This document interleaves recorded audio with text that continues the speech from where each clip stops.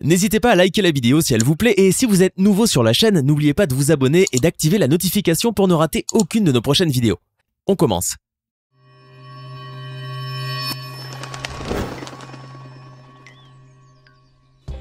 Du quartier des mangas aux robots humanoïdes, voici des choses étranges que l'on ne voit qu'au Japon. On commence. Si un jour vous avez la chance de visiter Tokyo, vous aurez sans doute envie de faire une petite virée à Akihabara, le quartier favori des fans de manga. Sachez cependant que vous serez surpris de découvrir non pas un quartier banal avec quelques figurines représentant vos personnages de manga préférés à chaque coin de rue, mais un véritable quartier électronique scintillant et tout en couleurs. Vous prendrez le métro pour vous rendre à ce quartier situé à l'est de la capitale nippone et une fois arrivé, vous ne serez pas déçu. En effet, vous y découvrirez des magasins pleins de figurines, de mangas, de posters, de jeux vidéo et bien d'autres produits. Et vous pourrez tomber sur un rayon entier dédié à l'un de vos mangas préférés. N'est-ce pas chouette ? Vous serez tellement émerveillé que vous ressortirez d'un de ces magasins avec plein d'objets sur les bras. Cela vous coûtera une petite fortune, certes, mais au moins, vous aurez eu l'opportunité rêvée de passer un bon moment dans ce quartier et vous ne le regretterez pas. D'ailleurs, vous serez bien décidé à y retourner un jour. Cela fait maintenant quelques heures que vous flânez dans le quartier Akihabara et vous avez à présent envie de manger un morceau. Vous entrez alors dans le premier café que vous repérez, mais là, vous êtes frappé par son aspect. En effet, vous n'avez jamais vu un café aussi insolite que celui-là. Et oui, vous êtes dans un Med Café. Un café tout droit sorti de l'univers des mangas et qui fait de nos jours partie de la culture japonaise.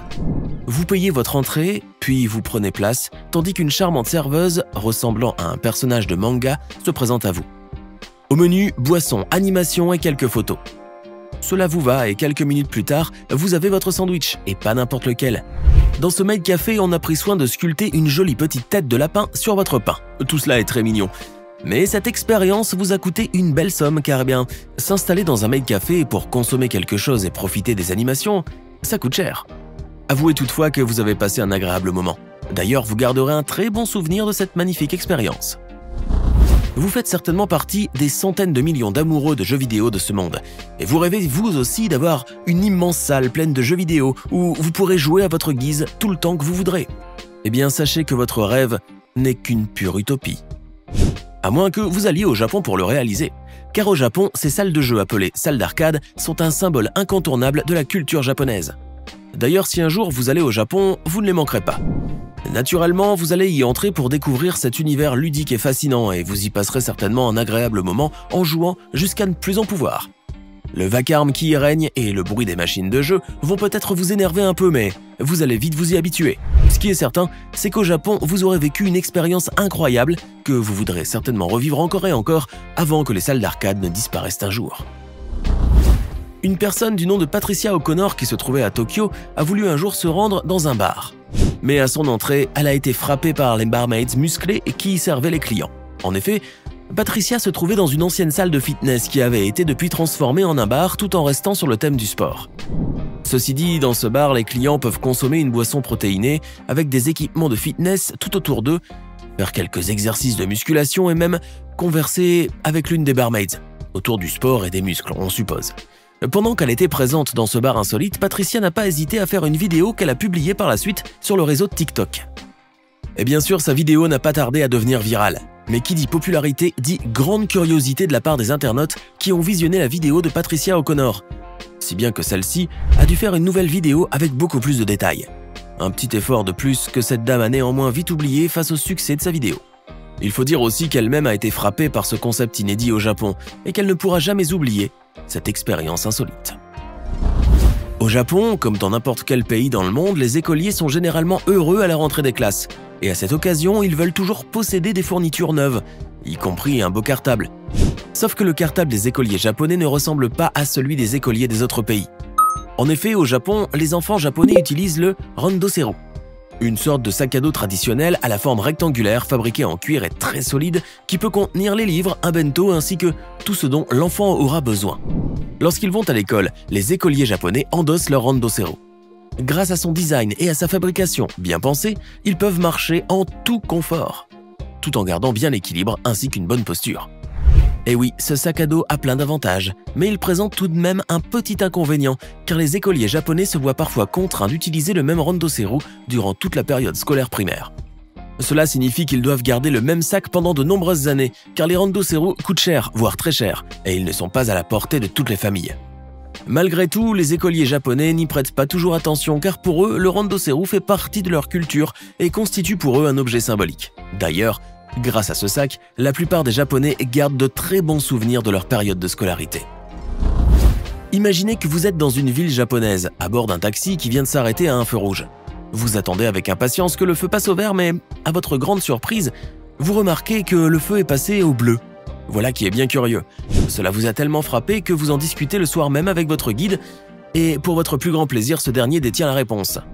Au Japon, le mot « ao », qui signifie bleu en japonais, était autrefois utilisé pour désigner les choses de couleur verte aussi. Or, malgré l'apparition du mot « midori », qui signifie vert, le gouvernement japonais a continué d'utiliser le mot « ao » pour le feu vert.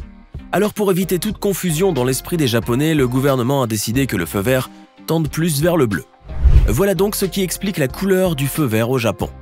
Cependant, votre guide a beau vous parler de l'histoire des feux de signalisation dans son pays, cela ne fait qu'augmenter votre confusion.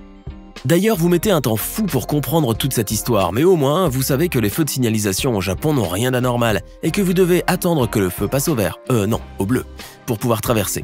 Voilà qui est bien insolite. Dorénavant, vous ne pourrez plus jamais voir un feu vert sans penser au feu bleu japonais, n'est-ce pas? Vous venez de faire une longue promenade à pied dans les rues de Tokyo et vous avez bien envie de poursuivre votre marche jusqu'à l'hôtel. Sauf que vous souffrez d'une ampoule au niveau du pied. Pour vous reposer un peu, vous décidez d'entrer dans un petit café que vous venez de repérer. Ah!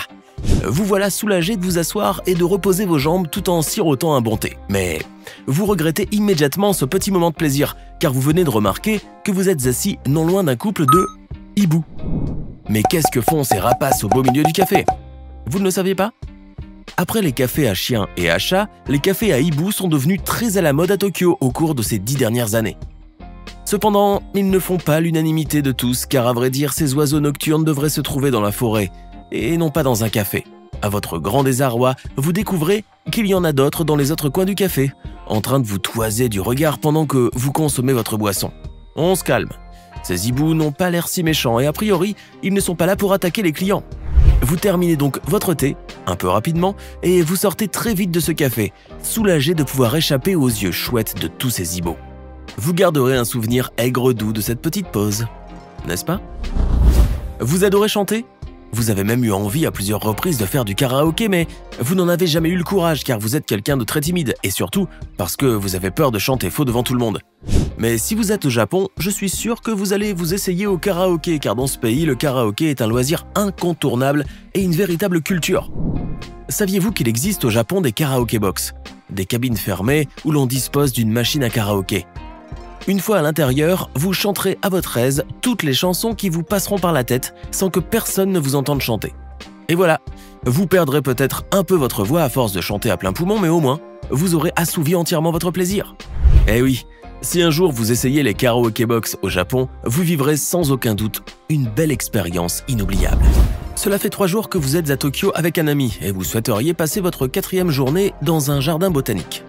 Mais votre ami change vos plans à la dernière minute car il souhaite se rendre à Tsukiji, le plus grand marché de poissons du monde. Ce marché qui se trouve sur la baie de la capitale est d'une surface de 23 hectares. Une véritable cité poissonnière où l'on vend tous les jours quelques 2500 tonnes de poissons, crustacés, mollusques et bien d'autres espèces. Devant l'insistance de votre ami, vous n'avez pas d'autre choix que de le suivre, tout en espérant que vous ne regretterez pas cette visite. Mais en arrivant à Tsukiji, vous réalisez que votre ami n'avait pas tort. Eh bien, vous êtes agréablement surpris de voir toutes ces belles espèces de poissons qui se trouvent là et qui cherchent preneurs. Vous êtes même émerveillé d'assister à la fameuse criée du thon, bien que vous n'ayez cessé de bâiller depuis votre arrivée, car pour visiter cet immense marché de poissons, vous avez dû vous lever à 4h30 du matin. Tant pis, vous aurez toute la journée pour dormir. Cette visite valait bien la peine de se lever tôt et désormais, vous vous fierez toujours au plan de votre ami. Et maintenant, imaginez que vous venez d'arriver à votre hôtel au Japon. La jeune fille qui vous accueille à la réception vous dit bonjour et vous souhaite la bienvenue au Japon et cela vous donne envie de nouer un brin de conversation avec elle le temps qu'elle termine les formalités d'enregistrement. Mais vous remarquez, à votre grand étonnement, que cette personne vous regarde avec des yeux hagards et vous réalisez alors que vous avez affaire à un robot humanoïde. Quel choc! Mais dans ce pays connu pour le vieillissement de sa population, les chercheurs mettent au point des robots humanoïdes qui peuvent parler aux gens, leur tenir compagnie et même leur rendre service. comme la jeune fille qui vous pose encore quelques questions. Vous y répondez tout de même et vous ressentez même de la joie lorsqu'elle vous souhaite un bon séjour avec un grand sourire. Cela vous amuse, pas vrai? Oui, mais cela vous exaspère tout de même de vous faire servir par une machine au lieu d'une personne dotée d'un cerveau. Ce qui vous rassure, toutefois, c'est que l'on ne risque pas de voir ce phénomène s'étendre partout dans le monde avant très longtemps. Avouez toutefois que, depuis que vous avez vu ce robot humanoïde, vous êtes encore plus fasciné par le pays du soleil levant. Décidément, le Japon ne cessera jamais de nous étonner. Dites-moi, que pensez-vous de tout cela? Laissez-nous vos impressions dans les commentaires et comme toujours, n'oubliez pas de vous abonner, de liker et de partager cette vidéo. Vous avez aimé cette vidéo? Alors n'oubliez pas de mettre un pouce bleu, de vous abonner à la chaîne et d'activer la cloche pour recevoir toutes les notifications et ne rien rater de nos prochaines publications.